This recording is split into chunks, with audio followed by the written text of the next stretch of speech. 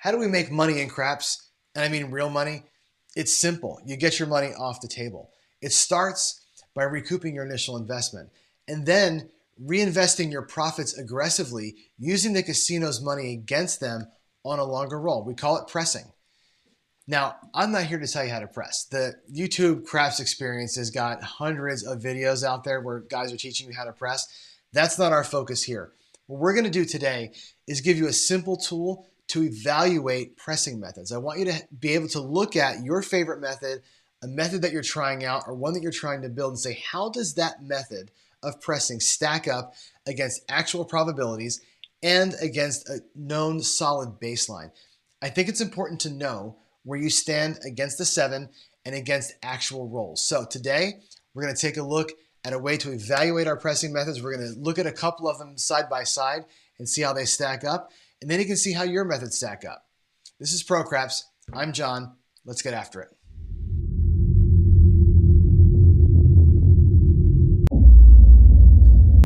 Before we start evaluating actual pressing methods, let's remind ourselves of the numbers, the probabilities, and the hill that we're actually climbing here. So looking at the 6 and the 8, for example, the 6 and the 8 are the easiest numbers to hit. There's a 5 in 36 chance to hit them, as opposed to the 6 out of 36 for the 7. But even as easy as they are to hit, there's still a 50+% chance that you won't see a 6 or an 8 during a roll, during a hand. A 24% chance that they get hit once and a 12% chance that they get hit twice, which means you got a 12% chance of one of those two numbers getting hit and then hit a second time where you can collect on that press. It's a pretty tough order. And it gets worse as we go through. When you look at 3, 4, 5, 6 hits is almost a miracle. It's less than 1% of the time that you're going to see a roll long enough without a 7 to get 6 hits on the same number, even if it's a 6 and the 8. And the 5 and the 9, of course, have the same issue. The 5 and the 9, the numbers are close. They're a little higher, 56 to almost 60% of the time. We don't get a hit at all. Again, 24% of the time you get the one hit. You're down to 10% to see a second hit. And beyond that, the numbers just get lower faster for you. 5 hits is only a 1% chance. And the 4 and the 10, of course, is going to be more stark. There's only 3 ways to roll these things. So the 4 and the 10, there's a 63% chance you don't see it during a hand. There's a 23% chance you see it once and an 8.5% chance you see it twice. The opportunity to press a 4 or a 10 and collect on that press is 8%. That's pretty bad. And of course, the longer the roll gets with a 4 and 10, it's almost, you get to 5 hits and you're below 1%. So the miracle roll on a 4 or 10, it almost never happens. So knowing that, that's the hill that we climb. We have to evaluate our strategies and practice things in such a way that we can take advantage of these earlier hits, right? You want to make sure that you're working well at 0, at 1, or at 2 hits of a given number. That's critical to know that when you're working a press strategy, that you're going to land in the 0, 1, 2, maybe the 3 hit zone. Most of the time, you're not going to see this 4 or 5. You're not a dealer who's at a casino to see 1,000 rolls or 1,000 hands a day. You're just not there long enough to get to see what they see every day, which is lots of monster rolls. We don't.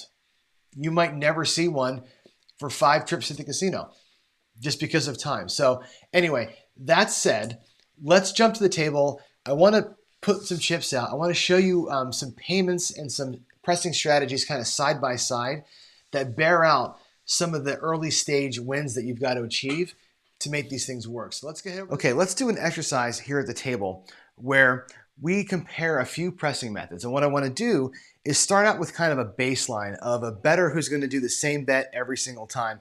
And how does that compare to your favorite pressing method? Now, what I'm going to do here is just do a couple of these as an example, more so to give you a way to compare your own pressing method against the baseline. So we're going to start out here with a $30 bet on the 6 and assume a miracle roll. We get 6 sixes during the roll, and let's see how this plays out.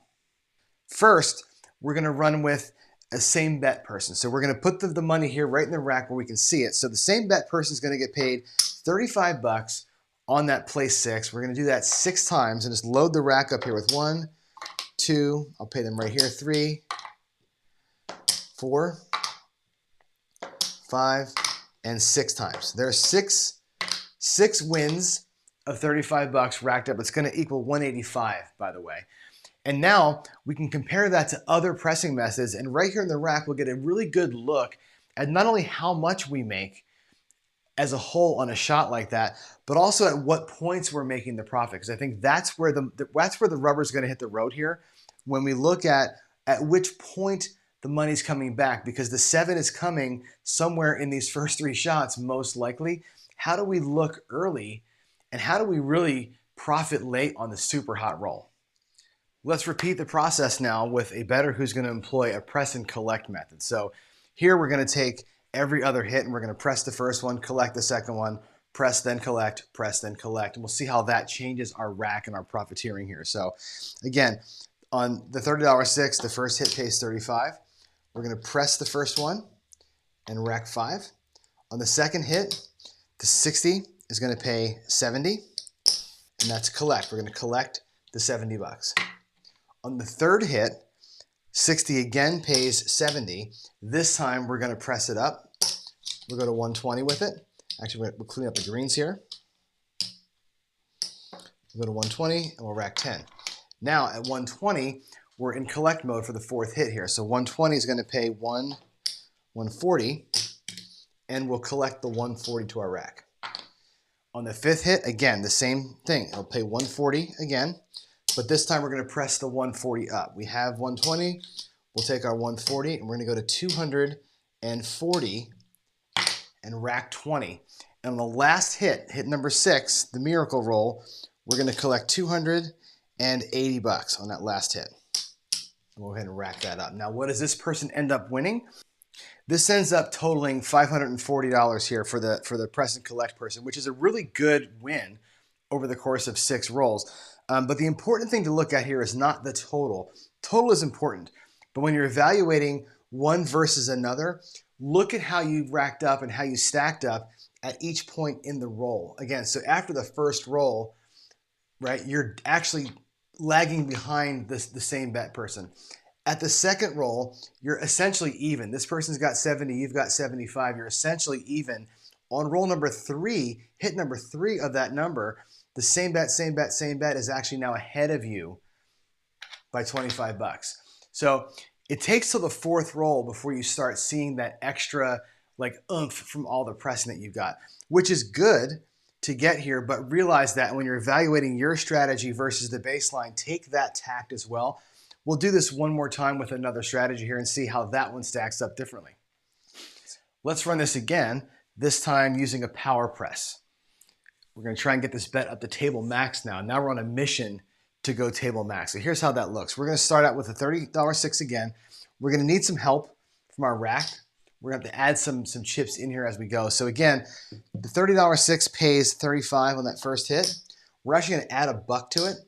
That'll let us make this bet look like 66.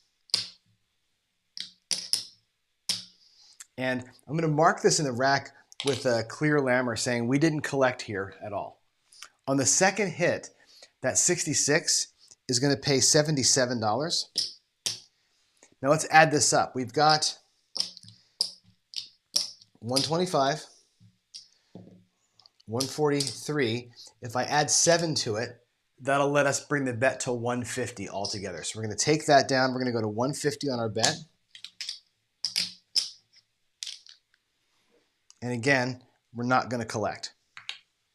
Okay, now we're here on this next hit, and we're going to put out 150, and that's going to pay us 175. Give us a total of 325 out here. We're going to change the green in for a black, bring our bet to 300, and finally collect $0.25 on that third hit. Now, on hit number 4, we're at 300. That pays a nice clean, again, 350. And we're going to go ahead and rack 50 on this one and increase our bet to an even $600. And the $600 here is going to pay $700. Now I don't have a purple handy. That'll pay $700. And at this point we can rack 100 and bring our bet up to 1,300. Or sorry, to 1,200. And finally on that last hit, with our bet finally up at the $1,200 level, we can collect $1,400 as our final prize here in the end. So this system does build you up rather quickly. 6 hits to get the table max or thereabouts is pretty darn good. However, you suffered 0 to your rack, 0 to your rack, a quarter to your rack, only 50 to your rack. By hit 4, you've only got 50 bucks in your rack. Or, I'm sorry, 75 bucks in your rack total, right? You're lagging behind the same bet person. Even to this point where you've got 175, this person here is only a few bucks behind you at that point. So 5 hits in, the same bet person is actually ahead of the power press person. It isn't until the big win at the end that that kind of a system pays off. And again, you've got to take a look at where you are when the 7 might come as you work your strategy. So that's just a quick way to compare a few pressing methods against each other. Again, I'm not trying to make a judgment call on one versus the other, pro or con. What I want to do here is give you a way to evaluate the way that you want to press or the way that you have been pressing against a simplistic baseline like this. I agree with those who would say this is not a way, same bet, to make a fortune in craps. It's certainly not. This way, sure, if you happen to be there for that amazing miracle roll. What I want you to do is look at the way that you play against the baseline and say, where would I be relative to the baseline if the 7 were to come right after that first roll? Where would I be relative to the baseline if the 7 came after that second roll and the third roll? And remember, even for the 6 and the 8, at roll number 3, you're down in the teens, right? You got like a 12% chance of getting this far, of getting that third hit. It's pretty rare to get into hit 4 or 5 and almost impossible. Less than 1% of the rolls go to hit number 6. Now, you will hear from other channels and other folks that this is the only way to go. I will tell you that those people see thousands of rolls a day. They're dealers. They work in the casinos. They see longevity. We don't get that view. You and me, we're at the casino for a few hours, once a week, once a month, twice a year. You're not there for the thousands of rolls, and you're not going to probably see that long miracle roll. You've got to be awake and alert for what's happening here most of the time. And then maybe your strategy should be strong enough to be ready to capitalize when it does come out, right? So that's kind of what I'm impressing upon you here. It's a pretty stark visual for me to look down and say, well, if I had just done same bet versus what I'm doing here, it's easy to look and say, where would I be relative to same bet on any given roll of the dice? On the first hit, the second hit, the third hit, where am I relative to base? That's an important question to ask. And keep in mind that the likelihood of getting here is only 24 or 25% of the time. About 12% of the time do you ever get to hit number 2 and get that second press at all. And now you're at 5 or 6% on the third hit to even collect on that second press. This is a pretty tall order to get. And we just did it for the 6, okay? If you're doing a method where you're playing, let's say you're playing the 6 and the 8 and the 9. Let's say you got one of these going on. That same methodology happens for each number independently. So we looked at one number, one use case here. If you've got multiple bets out here, you've got to repeat this process for each of those bets. The likelihood of each of these getting to 3, 4, 5, or 6 is pretty slim unless you're on a monster roll. So keep that in mind that we did it for one. Your strategy probably has to repeat that process for all 3. And then there's the 7 to deal with. The 7 is tough. It comes quick, it comes early, it comes often, right? You're always a turn of the dice away from that thing showing up and taking your rack. Every single roll, that can happen. And it happens so often. We know that there's a 25% chance, or 28% chance rather, that after the number has been set, the point's been set, the next roll is going to be a 7. 28% of the time, that happens. 50% of the time, these numbers never get hit, right? There's a 50% chance you'll never see a 6 on a given shooter, or a 5 or whatever. Those are big numbers to overcome. So remember that when you're declaring your strategy and you're practicing things, know how fast that can come, no matter how good you think you're rolling or how lucky you think you are. That's real. This is real. 5 to 6% of the time, you never get past roll 3. Never forget that. when you're building your strategies, lay it out, evaluate it, see where you stand relative to base, and take our friend the 7 into account with everything that you do. Press carefully, press hard when you can, and go after them when you get the chance to, but make sure that you protect yourself. Be free to employ any pressing method that you like. My recommendation is to protect your bankroll early with a quick same bet, and then you're off to the races. Whatever your personal style is, however aggressive you want to be free to do that after an initial hit. At that point, it's all about how much money you want to collect and how often you want to collect it. I want to make sure that you're keenly aware of these probabilities. We talked about them earlier. You've got only about a 24% chance or so of ever seeing the first hit, a 12% chance of seeing that second hit, and 6% here at the third hit. These are all miracles, really. They're 4 or 5, less than 1% chance of happening. The reason why I tell you the numbers is not to scare you away from pressing, because I think pressing is in fact the only way to make real money, right? You're not going to make that kind of money with same bet. It's not going to happen. But you've got to be aware of it, and you've got to know what the likelihood is that you get to press more than 1 or 2 times.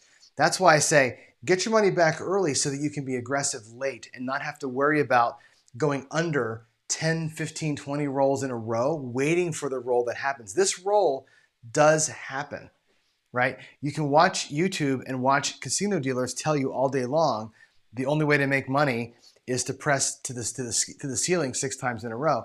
That's because they see 1,000 hands a day and they know that it happens. We just don't always happen to be there. They're always there when that happens because they work, right? So for us in the short term, you've got to be aware of that, right? You're looking for a streak. And again, work yourself early so that you can protect yourself early in those rolls. Give yourself the chance then to take the big opportunity when it presents itself. The point of this exercise is exactly that, is to let you see where you stand at each point in the roll and how many times could you press and what would your bankroll look like if you did or did not press at certain junctures in the roll. All right, let's recap. So pressing with purpose means having the knowledge and the discipline to do the right thing in the roll. You've got to know how your pressing strategy acts against a short roll and a long roll. When are you pulling money back? How does it respond to probability? And how does it stack up against that simple known baseline?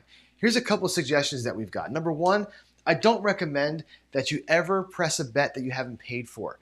That means my preference is to see you do a same bet on each bet before you press that bet up. That makes that bet risk-free to press on. Or employ some strategy where you pay for your entire bet spread before you start pressing any bets.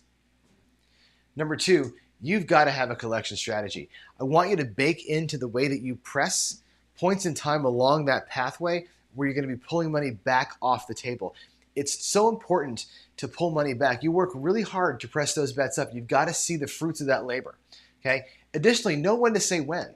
At some point, your bets are going to be up as high as you're probably going to get them. Turn them off or pull it all back. It's so much better to be proud of what's in your rack over what's on the table. I can't tell you how many times I've heard people at the table be really stoked when they've got $1,000 in action and the 7 comes. You always hear, one more time I was going to pull it back. No, you weren't. You were enjoying the action too much. If you're an adrenaline junkie and you just want to see action, you're playing the wrong game. And in fact, you're playing this game wrong. Okay? You've got to pull money back in. That's not house money. It's your money. It just happens to be on the table. And I got to tell you, if you don't pull it back, they will, right? So let's be working hard, get those bets up, and get the money back to your rack. That, my friends, is how we press with purpose.